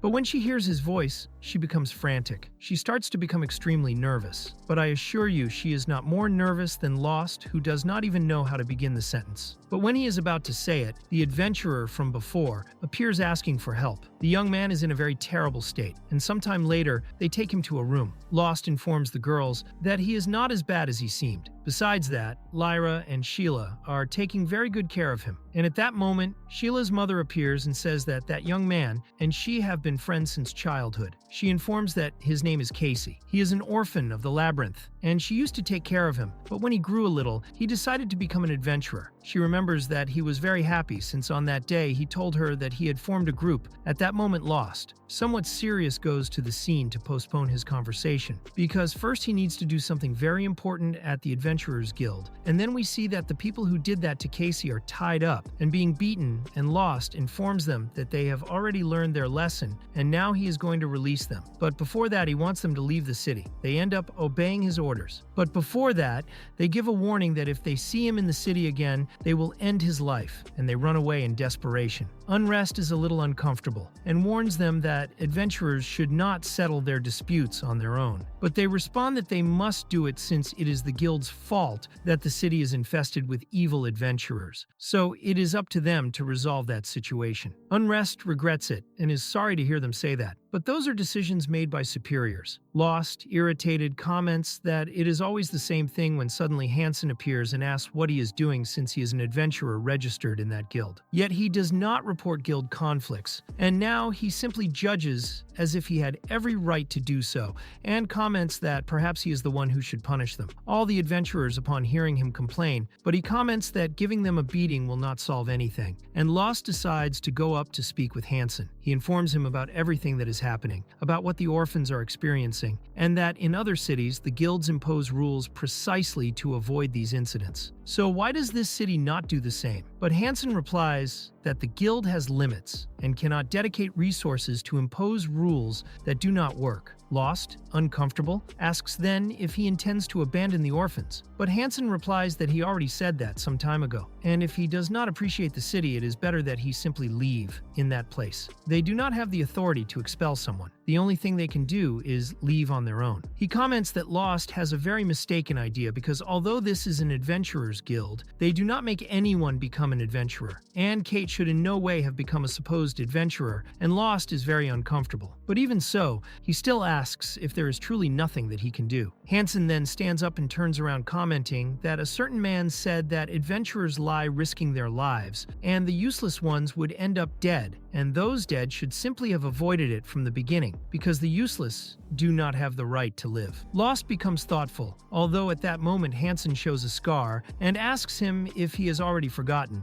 and Raust, upon seeing it, is surprised, calling him Noxon. And then we see a flashback of how he was treated with contempt by the other adventurers who thought he was useless. But at that time, Raust was there trying to help him, although he seemed somewhat reluctant to receive his support. At night, while everyone was eating, he was near a bonfire. Noxon was somewhat distant, complaining about having been carried away by money. And when he looks back, he observes Raust and complains because he is an arrogant idiot. Later, when everyone is sleeping, Raust wakes Noxon and informs him that there are goblins nearby, and asks him to wake the rest of the group while he stays watching. Sometime later, Raust informs all the adventurers that there are goblins nearby, so many that he cannot even count them. For that reason, the adventurers, seeing that they are in danger, choose to throw Hansen and Raust, so that they would end up serving as bait. Raust comments to Hansen that it was probably for that reason that they brought him, not to carry things and keep watch, but rather for situations like this. They do not intend to die in that place. And then by a miracle, they manage to escape that situation more or less, because they are hiding inside a tree surrounded by a large group of goblins. Noxon or Hansen comments that indeed they are useless until the end. But if those individuals managed to survive, at least they served as bait. But Raust comments that he greatly doubts that they could escape, since when goblins hunt in groups, they do it with large groups. So now the best they can do is wait, because sooner or later they will find their group and will go after them. At that very moment, the goblins begin to move, and they take advantage of the situation to try to escape. But Raust comments that he had hoped to help them, and although Noxon, irritated, asks how he can say that after having been thrown off the cliff, then they decide to leave. But Nox is somewhat injured, and Raust, upon seeing his large wound, decides to help him. He suggests that he leave, because soon the goblins will return. So it is better that he at least save himself alone before both of them perish. Besides that, adventurers always risk their lives, and the least capable one will suffer the consequences. However, while Hansen is there complaining, Lost simply continues casting his magic to heal his wound, and tells him that although the world treats the weak in that way, there is still hope, because even if he is useless, someone saved him before. Hansen comments that after that they cooperated and managed to escape from the goblins, where he was his savior. He comments that he was right. The world does not treat the weak well. But on that day, the weak ones were not them, but those other adventurers who did not know the goblins very well, and the two of them survived thanks to their incompetence. After returning to the city, they separated. But many things happened, and at a certain point, an elder took him as his apprentice, and with time, he was able to survive on his own. Lost asks who that man is, and knocks and replies that that man is called Mitz, the master of the guild branch, and Lost understands why he is the right hand of the master, and is glad that he has come quite far. But Hansen replies that he is not telling him this to relive old times, but rather to pay his debt to him. So he recommends that it is better for him to leave that city as soon as possible. And Lost asks why he insists on that. Noxon replies that it is the only salvation he can offer him, and recommends that he also take Narsena, and that he should not wait even another second, and that it is better for them to leave that city right now. And a short time later, Lost returns with the group and comments that he cannot do much. Although at that moment, Unrest asks for a moment of his time. She then whispers that there are several people in the guild who do not agree with the methods of Hansen and his master. She reveals that it has not been long since Mitz became the head of the guild, and he still ends up clashing quite a lot with some veteran staff members, and for that reason she wishes to ask him a favor. Then in another place, we see Lost asking Narsena to exterminate some monsters, since lately many monsters have been appearing near the road, and if nothing is done, there may be civilian casualties, and Narsena mentions that the guild should offer a reward for that. But at that moment, Lost remembers that Unrest had commented that placing a reward for that would be normal, but first it would be necessary for Hansen to organize it. The other young man asks what they would do regarding measures against the other adventurers, and Unrest replies that she could offer them information about the problematic groups, but afterward turn a blind eye. Lost asks if they can warn everyone about the mutations and the monsters, although she replies that the master has the matter under control and they cannot say anything. But even so, she will try to find a way to warn them, and the rest will depend on the description given by the adventurers. And returning to the present, Narsena thinks that this could bring some problems for them. Although Lost comments that they could obtain some extra money from the stones of the monsters they defeat, and Narsena asks if they really can do that. Although then we see a flashback where Unrest tells them not to do that, since all the money will come out of her pocket. She would not like to have to do that, but it is what it is, so there is not much she can do about it. The group doubts that she will really do it, and she asks who the hell they think she is, and both reply that she is simply an extremely greedy person, and she slaps both of them. And back in the present, they decide to clear the road the next day, and afterward they meet with Sid, who is training all the Labyrinth orphans. We see that Cage is in a much better condition. Lost then asks why everyone is training, and they reveal that it all started with Cage, who asked Sid for help to become stronger. And after that, the other young people from the neighborhood started joining. After training with the sword, it is Narsena's turn to teach them a little about how to use their fists. Since a sword costs money, but fists are free, it is quite practical. And at that moment, Lyra asks Lost if he has already spoken with Narsena, although she quickly discovers that he has still said nothing. The man is postponing speaking with her as much as possible, but at least it seems that everything returned to normal between them. And in a change of scene, we see Hansen meeting with Mitz. He delivers him a letter from the capital, and when he reads it, he notes that the Prime Minister orders that they must not lose sight of Narsena. And then Hansen asks him if the sleeping princess is really important, and Mitz replies if he does not know the story of the evil dragon and the sleeping princess. He replies that he does, and Mitz reveals that it is not a simple fantasy story, since her blue hair indicates that she is one chosen by the gods,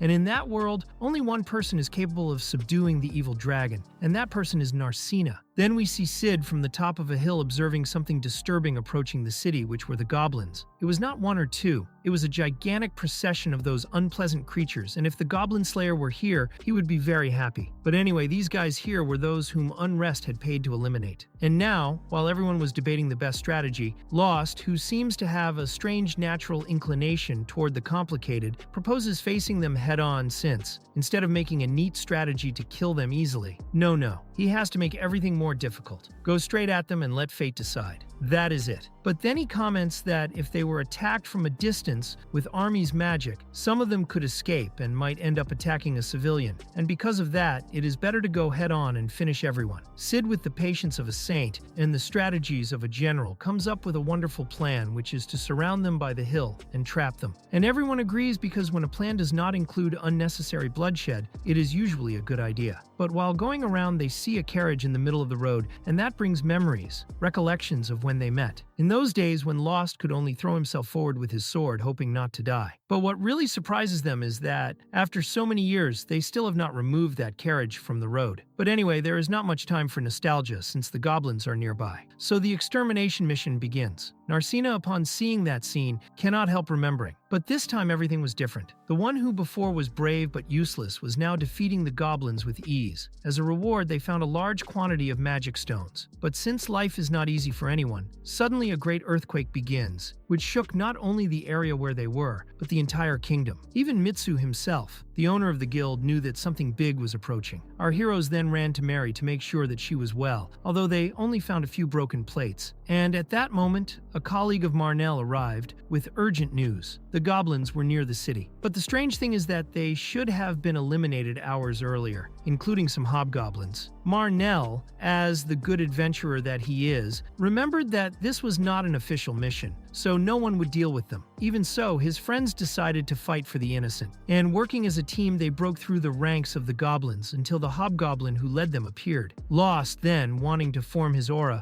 already managed to cut off the creature's arm.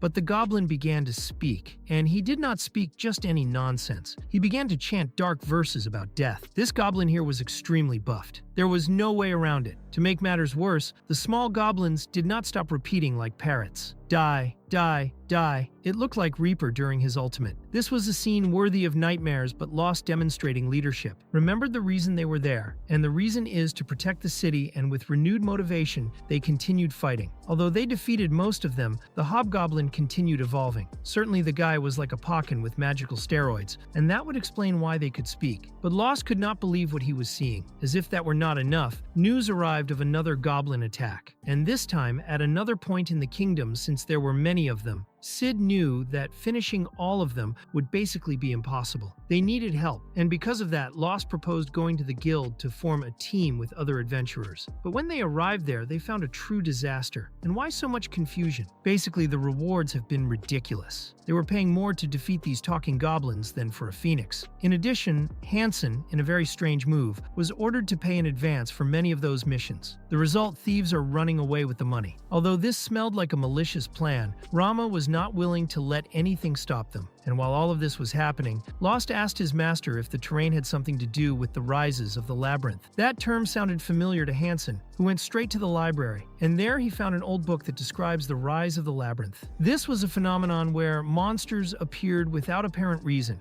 devastating everything in their path. That made her remember that the Adventurers Guild was created to prevent that accumulation of magic in the labyrinth. But when Lyra questioned how someone so important as the head of command could forget something like that, and promptly explained to her that this was information that they taught quickly on the first day, so usually they ignored it. Ralma commented that this made sense since the last rise occurred years ago, and who could remember something that happened a century earlier, since the employees nowadays basically only think about money. Ralma also comments that, to be honest, 100 years is not that much. After all, in the library of the royal capital, there are records of elders who survived an uprising from a much earlier time. She then wonders who could have read about that in the libraries of her old city. And Raust remembered that this region was known for attracting the largest number of adventurers from all areas. Since being the city where the most monsters appear, this is the region where the most gold flows. But despite the constant elimination of monsters by the adventurers, the accumulation of magic continued to be incredibly strong, and that made everything even stranger than usual. And while they discuss this, the adventurers improvise, placing shelves in the middle of the street. And according to Raust, that can function as a mini wall to protect the civilians in case the uprising ends up lasting a long time, and the adventurers cannot reach everyone. In the middle of all this, Marnell scolds Kate for trying to face the goblins while being so young. He remembered that in combat, he would practically be useless, but that his ability to distribute information and orders could be very useful, and that ended up moving the young people. And they decided to take on the role of informants. And at that moment, Lost remembered his youth. He remembers that he had also started as a simple messenger before wielding a sword. While Marnell tried to protect the younger ones, the group of goblins finally arrived at the entrance of the capital. And the adventurers who were waiting there knew that if they wanted the reward, they would have to defeat them, and they closed the entrance to prevent the goblins from escaping. Then the battle began. Lost is observing everything from a distance, noticing something disturbing. There were even mid-level monsters fighting alongside the goblins. Lost's master, upon noticing that her apprentice was distracted, explained that the goblins had simply arrived because they could, and that if he wanted to help, he should first stop blaming himself for every problem. Since he awakened, Lost had done nothing but try to resolve those invasions, when suddenly a pair of liches appeared in broad daylight, shouting to the monsters to kill as many humans as possible. Sid, analyzing the situation, assumed that that ability must be some kind of mutation, and taking advantage of the lich's distraction, Ralma attacked with her fire magic. Gaining some ground, although the group managed to contain the monsters, the second wave of goblins was already ready to continue the battle. And while all the adventurers were recovering, Ralma was already exhausted and decided to take a break, leaving Sid and Lost as the main active fighters. In the middle of the fight, a stumble caused Sid to lose control, leaving him vulnerable to an enemy attack. But something unexpected began to eliminate the monsters in the area very quickly. And at that moment, a sword saint named Ronaldo appeared. He was a prodigy who also knew Narsena because in his youth, she had trained in swordsmanship, although he laments that she preferred martial arts. He tells Lost that despite everything, Narsena was a better disciple than he was. And while the group tried to return to the fight, Ralma could not help bothering Ronaldo for his late arrival. Although she tried to throw a fireball at him, it proved completely ineffective. Ronaldo, without wasting time, immediately formed his aura and killed almost all the monsters with a single attack, leaving everyone surprised. For those who did not know him, Rama briefly explained that Ronaldo was a legendary adventurer, and she was part of his team in her younger years together with Lost. Meanwhile, Hansen appeared through a magic door looking for Ralma since he had an urgent message. The guildmaster wanted her presence immediately, and although Ralma was fascinated by Hansen's door magic, that is an ability that has been lost for more than years, and she agreed to accompany him. And Lost, who was eager to meet this guildmaster called Mitz, went to accompany her as well. And Hansen invited Narsena to accompany them, and once they were gathered, the magic door vanished. They were teleported to a completely different place. Although a little nervous, Narsena felt safe with the presence of her friends, but her master warned her so that Lost would not do anything reckless, reminding him that not even she could defeat the guildmaster. And they finally arrived at a meeting where Rama, without wasting time, threw a fireball at him, demonstrating a clear resentment toward Mitz, while Lost is confused since that crazy woman had told him that not even she could fight Mitz. And right after that, she already throws a fireball at him. But Mitz is an elf with an imposing presence, and honestly, he did not care much about the fireball she threw. He asks her to calm down while he takes the day ashes from his robe. And with an air of authority, Mitz introduces himself. And according to Roma, he was probably the last living elf in the world, a remnant of a force that had lost the favor of the gods, revealing that one day that crazy man was also her master. And although the initial tension was evident, little by little, it faded, giving way to revelations that promised to change everything they knew about the gods, magic, and the labyrinth. Rama tells them that the elves are a race with far more talent for magic than humans. Mitz, in particular, lived for more than 600 years and mastered all its variants, becoming a very powerful mage. At that moment, Mitz looks toward Narsena, and she becomes quite nervous. And Rama asks what he is planning since sooner or later, she will discover what he is plotting because he discovered that she was planning something and made her leave. Mitz then ignores her question and tells Hansen that now he can understand why he stopped teaching Ralma. He replies that he can understand perfectly since that woman has no respect for him at all. And Ralma asks if now that is his new disciple. And Mitz confirms that it is. But he mentions that unfortunately that young man has no magical aptitude at all. Although Hansen intervenes and mentions that although he did not learn magic, he feels very proud of everything he taught him. Mitz addresses Rama and says that she should learn a little more from Hansen. But anyway, he decides to explain the whole situation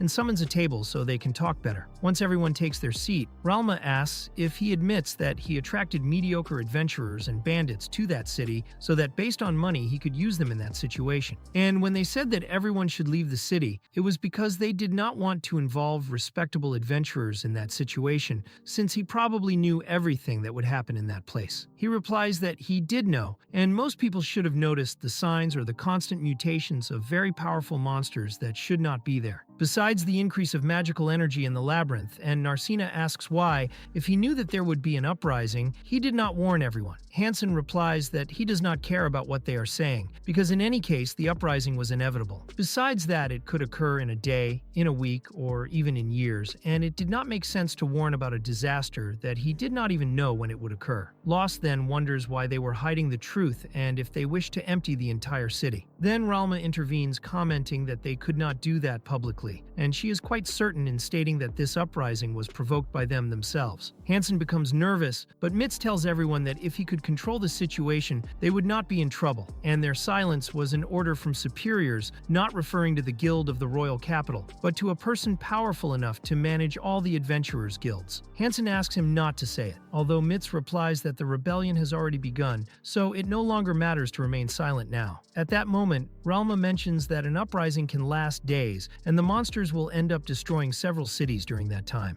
But once they run out of magic, they will eventually disappear. And since the royal capital is distant, there will be no danger. However, they considered the citizens of Martia as people who could be sacrificed, since triggering the alarm about the uprising would have caused panic throughout the entire country. And she mentions that they have probably already seen the white obelisks that are spread throughout the city. And if those things are what she believes they are, Mitz still has one last card up his sleeve to protect the city. At that moment, he asks Ralma if it would be possible to make an agreement since the rebellion has just begun. Although the adventurers can contain the monsters for a while, in the end, fatigue and hunger will end up weakening them. But that is where she would come in, since he needs the body that possesses the most magical energy in the entire world. Relma comments that if he is asking that, it is because he will do something in return. And Hansen says that, in exchange, they will go to the deepest part of the dungeon to destroy its boss. But both Raust and Narsena are surprised because no one has managed to find the true boss of the Martyr Labyrinth. Hansen replies that this is true, although they have an idea of where it must be, and if they defeat the dungeon boss, the monsters will eventually disappear, putting an end to that uprising. And Ralma ends up agreeing and decides to participate. On the other side, Ronaldo is there killing monsters, trying to form his aura, while Lyra is teasing Sid, asking why he does not fight like him. Although now there is not much time for play since a large number of ogres is arriving in the city. At that moment, Sid observes the children and asks his master to support his attack. They advance. While on the other side, the group finally manages to leave their meeting with Mids and heads toward a chapel following Hansen's instruction. Before entering, she warns Raust that although they find themselves in the same group, he cannot lower his guard with Mids. And after that, she enters the chapel and says farewell to her disciple, while he remains worried about Rama because of the way she said goodbye. At that moment from the chapel, a ray of light emerges which covers the entire city, creating a force field, and Raust is surprised to see that Marta indeed had a wall, and this is the strongest one possible. The adventurers take advantage of the wall and prepare to finish the monsters that remained inside the city. And a short time later, Raust gathers with his friends and informs them about the situation. He tells them that he is very worried about his master because this barrier is fueled by her magic. And besides protecting the upper layer of the city, it also protects the underground. And this requires an immense amount of energy, and it is not infinite, and sooner or later it will be exhausted. And Armia comments that most mages faint from exhaustion when they run out of magic. Although Ronaldo explains that this happens when a mage uses a spell by his own will, but this case is different, since Ralma is inside a magical device which is draining her magic. And while the city requires magic to create this barrier, the device will continue draining Rama's magic even if she ends up fainting. And you can already imagine the result of that. While Raust laments the decision of his master, suddenly a griffin appears and attacks the barrier.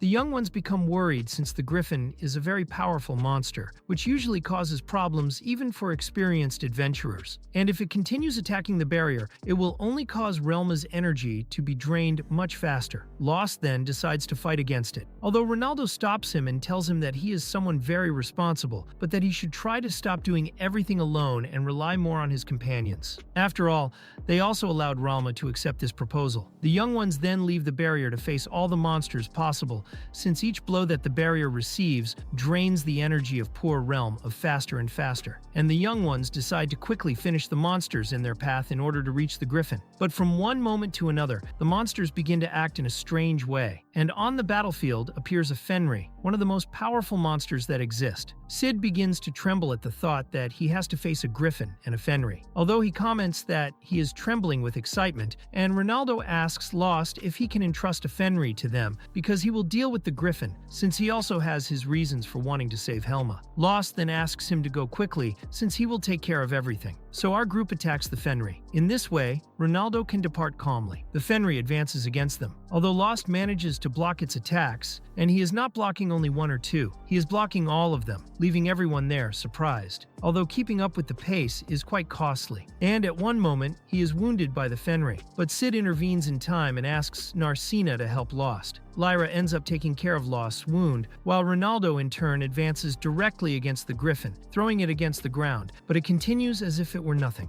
And on the other side, the group is fighting arduously against the Fenry. But suddenly that damn dog releases a howl and ends up summoning a lit, which advances against Mia.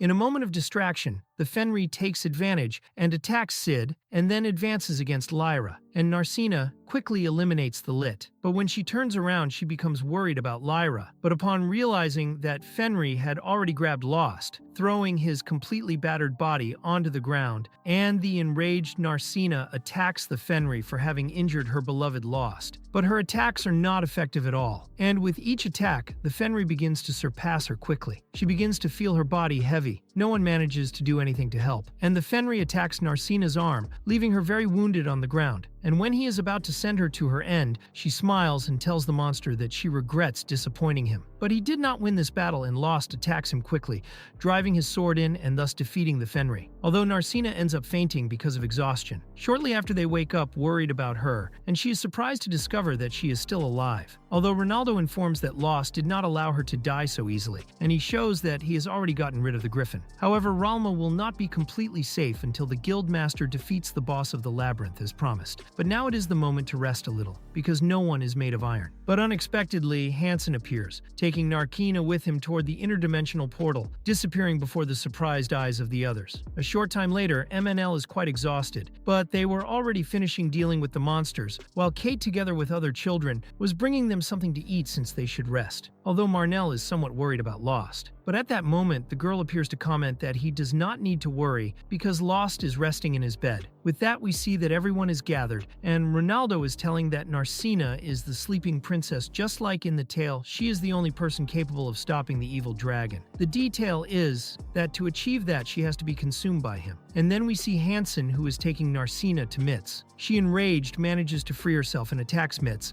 but he stops her with great ease, and Narsena asks what he intends to do with her. Mitz answers that it will depend on her, and asks if she has ever heard about the evil dragon. Narsena replies that everyone has heard about him because he appeared years ago, and everything became complete chaos until the legendary hero appeared and defeated him. And Mitz answers that she is correct, although he obtained some information. At the same time, Ronaldo is telling the group that the legendary hero did not manage to defeat the dragon, but only made him retreat temporarily. Mids in turn reveals to Narsena that the evil dragon did not appear 200 years ago, but rather 400 and 600 years before that, and the world ended up entering into crisis with its appearance. Ronaldo tells them that every time the hero defeated the dragon, he would appear again after gathering all of his strength, waiting for the opportunity to revive. This cycle repeated itself for a long time, and the evil dragon is reborn every 200 years, and the time for his return is almost arriving. Mitt comments to Narsena that all the recent mutations that have been happening in that area are premonitions of the resurrection of the evil dragon, but specifically in the deepest part of the labyrinth of Mardas. Narsena becomes worried and asks Mitz where the legendary hero is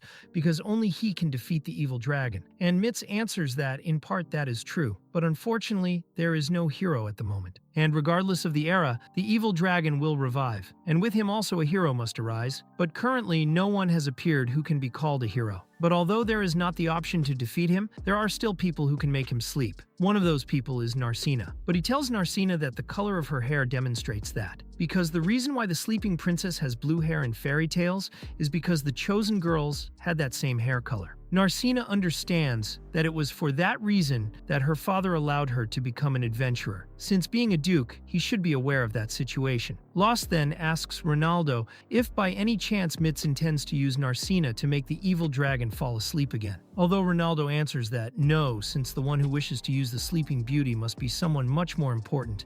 And then we see Mitz mentioning that someone above the guild of the royal capital, an important person in charge of managing all the adventurous guilds of the country. The prime minister, to whom it only matters how to minimize the collateral damage caused by the evil dragon, is the one who wants to do that with her. But Mia asks Ronaldo if that is really correct, and he answers that it is not because one thing is to minimize and another is to eliminate it completely. Mia does not understand. Although Raust answers that imagining that in that place there were 100 people and only 51 could be saved, it would be acceptable to sacrifice the other 49.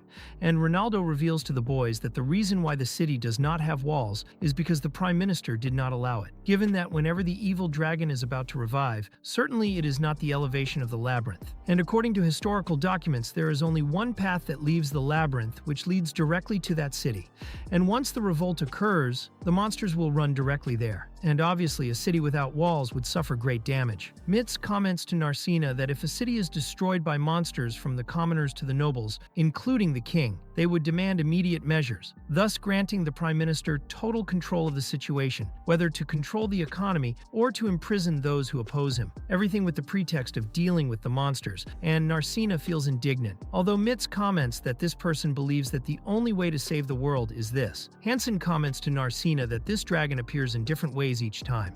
However, based on the concentration of magic and the level of monster activity for decades, Mard was pointed out as the next labyrinth where the dragon would be reborn. On the other side, Sid is very upset when he realizes that everyone knew and still had no intention of warning the residents. Although Ronaldo replies that this is what the Prime Minister wants to do, but not Mitz because it seems that he has other plans since those pillars that currently serve as a barrier were manufactured without the Prime Minister noticing. Army asks, what will happen to Ralma, and Ronaldo informs that Mitz and Ralma reached an agreement. As long as they managed to defeat the Master of the Labyrinth, they could put an end to the devastation earlier than expected. The detail is what will happen if something goes wrong, because if the danger continues, Ralma will be in serious danger. But if they fail to defeat the boss of the Labyrinth, they count on Narsena as a guarantee. And at that moment, Lyra comments to Ronaldo that everything that was said is full of certainty. And he replies that in the end, only Mitz knows what he truly intends to do. But if they said they intended to defeat the boss of the Labyrinth, then they must head to the deepest place of the dungeon where he is located. They understand that they are incapable of achieving it, since they did not even manage to complete the labyrinth before. Ronaldo asks Raust what he intends to do, and he replies that there is no other option. They must enter the dungeon. Sid mentions that Narsena is an important member of their group. Therefore, they should not even think about leaving her alone. And everyone else thinks the same. But before anything else, they will fill their stomachs and then go defeat some monsters. And in another place, we see Mitz, who is using his magic to create a magical teleportation circle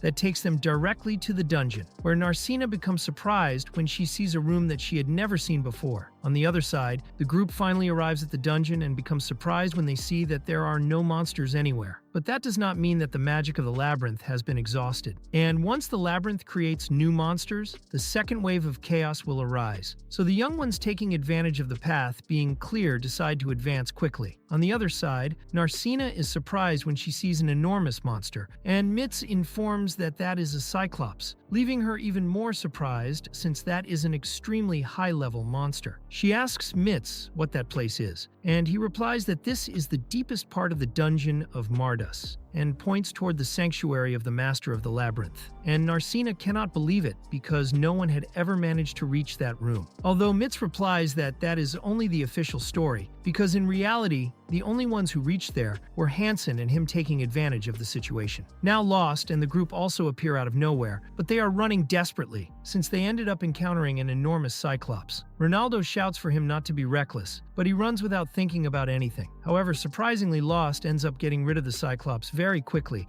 and everyone becomes astonished. After getting rid of the monsters, Mitz asks what he was waiting for, and with a small push, he returns Narsena. Raust asks what he wants, and Mitz replies that he does not agree with what the Prime Minister plans. But Ronaldo criticizes his methods because in any case, he is using Ralma and Narsena and everyone else who is in the city. But Mitz replies that so far no one has died, so they cannot criticize him. Raust asks if he does not intend to use Narkina, to use the power of the Sleeping Beauty, and he replies that he does not intend to do that. But in return, Raust must kill the Master of the Labyrinth, but naturally he intends to help them, although it must be Raust who defeats him since the elves cannot do it. And he tells them that they are not the only ones whose race perished in the past. Many races disappeared because they were not favored by the gods, and now the world is dominated by humans, commenting that even they can stumble, and they cannot always depend on the old elves, since they must save the world with their own hands. They understand the message and begin to advance, although Lyra asks Sid if they can trust that elder. Besides that, this matter of saving the world seems to be too much for her. And Sid asks Raust if he truly intends to join him, and he replies that he also does not trust that elder. But as long as they defeat the Master of the Labyrinth, they will be able to save everyone in Mardum, including his master and Narsena. As they advance, Mitz uses his magic, summoning the Master of the Dungeon. He prepares to attack, but Ceres then attack them with black lightning. Although the group manages to avoid it, and Armia uses her magic to try to restrain him, while Sid and Ronaldo attack the creature, managing to cut it, but it becomes enraged, causing a great explosion. Although Narsena takes advantage of the smoke and attacks Siren's head directly, it begins to fall toward Raust, who defeats it with a single strike. And honestly, this is the most foolish dungeon master that I have ever seen. The young ones celebrate victory, although they should not celebrate victory so quickly because suddenly a black tentacle ends up piercing Hansen. Meanwhile, a voice asks Monthis how many times they have already fought, as if he never learned the lesson. Myths wonders if that by any chance is the evil dragon, and it tells Emthus that it does not wish to end that man's life, and that it would be preferable if they made an agreement. Menthus asks what they mean answering that in exchange for that man's life he should give his body. Hansen refuses and tells the master that his life is nothing compared to the entire world. Emthus comments to the group that certainly if he gives his body, and that he cannot allow but there is no other way except to sacrifice Hansen. So he thinks that he will do everything possible to seal that hole. But when he is about to seal it, he hesitates thinking about Hansen, and that gives enough time for the dragon to take his body, turning Master Myths into his tool. And quickly all mana begins to return to the portal, while the group panics because if they do nothing, the evil dragon will revive. And at that moment, controlling Mythos' body, it mentions that it is something troublesome since magical energy is still lacking. And from one moment to another, he teleports out of the room, and they begin to run toward Hansen. And although he is defeated, he asks them to simply ignore him and save the guildmaster, who in turn is in front of the barrier created by Emthus. With his magic, he begins to create several vines that cover the entire barrier. The frightened adventurers question what is happening, while Rama begins to weaken because the barrier is about to collapse. The young ones leave the dungeon and panic when they see what the evil dragon is doing. He's about to destroy the barrier, but Rama proves to be stronger than expected. Although she did not expect that Minthis would end up being possessed by the cursed evil dragon. And no matter how strong she is, sooner or later, she will end up succumbing before the power of the evil dragon, which begins to accumulate the anger, the fear, and the despair of everyone around to move closer and closer to its resurrection, causing at the same time the second rise of the dungeon. Then we see all the monsters that come out of the labyrinth, and they begin to shout angrily that they want to eliminate all humans. On the other side, they inform Marnal that there are several monsters approaching, and that the second wave that is approaching is stronger than the first. The children ask Marnal what is happening, and she tries to calm them, but it does not go very well because the situation is uncontrollable. And they continue surrounding the outside, which makes it impossible to leave the village. And the worst part is that they do not know how long the barrier will resist. The monsters attack the barrier incessantly while Ronaldo worries because he does not know how much longer Ralma will be able to endure. Besides that, it is not as if they have been doing much to help. Raust is healing the wound that the evil dragon caused on Hansen. But since the dragon did not attack him with a physical form, it attacked him with condensed mana, making that wound not easy to heal. But in the middle of the healing, Hansen stops him and asks him to forgive Mitz, because that is his benefactor. He is a dungeon diver just like him, so he should know that among those people, there is no place for them. No one shows them kindness, nor does anyone truly need them. they will simply be used and eventually led to their ruin. But Mitz is someone different. He taught him everything that he knows. Although he was a person without power and without value, he still taught him all the ways to survive in that world. And he feels very grateful to Mitz, although in reality his feelings go beyond gratitude. He sees him as a father, and because of him, the evil dragon took his body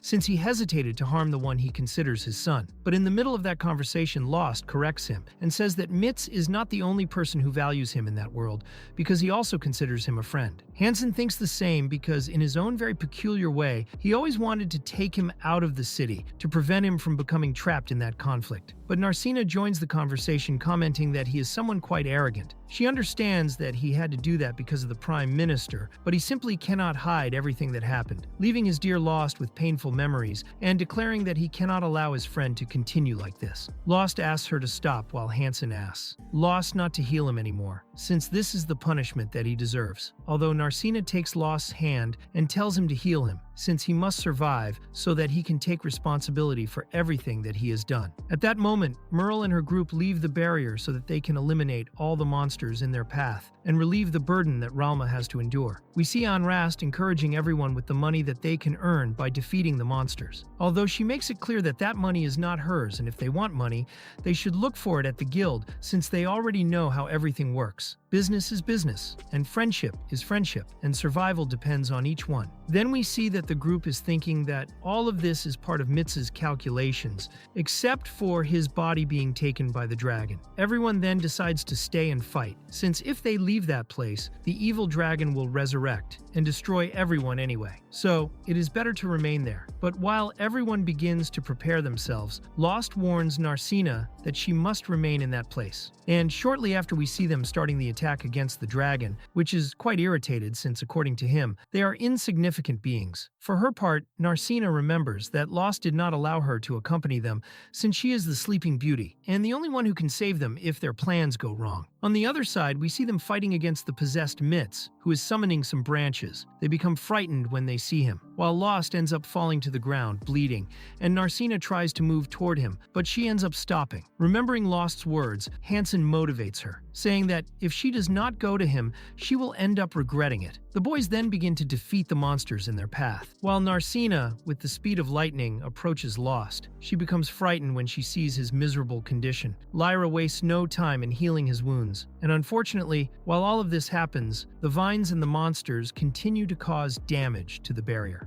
Narsena, seeing no other options, decides to use the power of the Sleeping Beauty. And Ronaldo asks if she is certain about using it, because it is true that the Sleeping Beauty can make the evil dragon fall asleep. But in itself, this power is not that strong. At most, it can only last 10 years, and Narsena is aware that this is not a long time, but it is also not little time. The hero of that world is absent, and she trusts that Raust will be able to find the legendary hero during that time. Then she moves toward the dragon, which, upon seeing her, becomes surprised because he cannot resist the desire to devour the Sleeping Beauty. The dragon asks her to move away, but she continues advancing toward what awaits her. Although Raust, when he sees that Narsena is about to die, ends up releasing his mysterious power, but he is unable to control that power. And when the dragon sees him, he becomes frightened and questions what kind of power that is, since it is not a power that humans should possess, and he does not know if it is some god or something similar. In his mind, Mitz mocks him, finding it amusing that the evil dragon also does not know everything.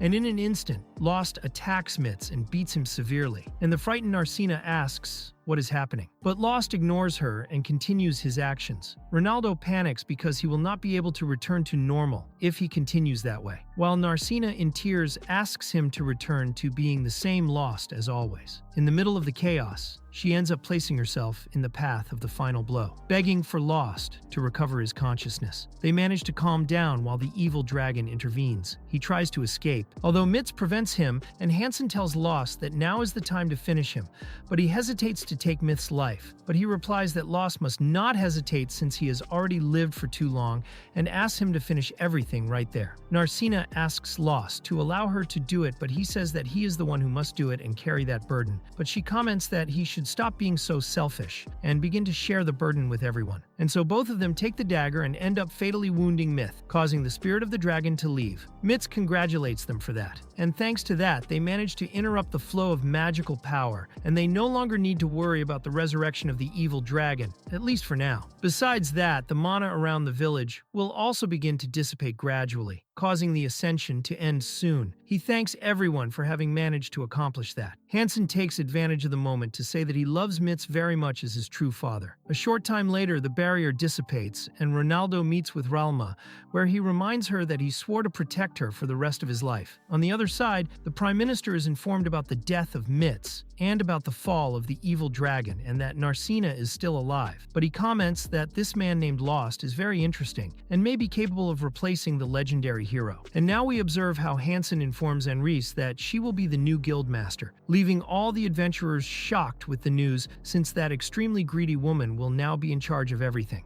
She refuses because she does not feel qualified for that position. But after Raust informs her about the salary that the guildmaster can receive, she changes her mind very quickly. She says that she plans to work hard to revitalize the city and Martade in that guild. There is no way around it. This is the most greedy girl that I have ever seen in anime. Later at night, Ronaldo informs Sid and the others that he already learned about Raust's hidden power, and tells him that this is not something that he can deal with, and that it would be better for him to be handed over to the Guild of the Royal Capital, which means that Sid will no longer be able to form a team with Raust. He then tells Narsena that although they have gained some time, the evil dragon will eventually return. For that very reason, he decided to embark on a journey in search of the legendary hero, and he tells Narsena that if possible, and if it does not bother her, he would like to count on her company.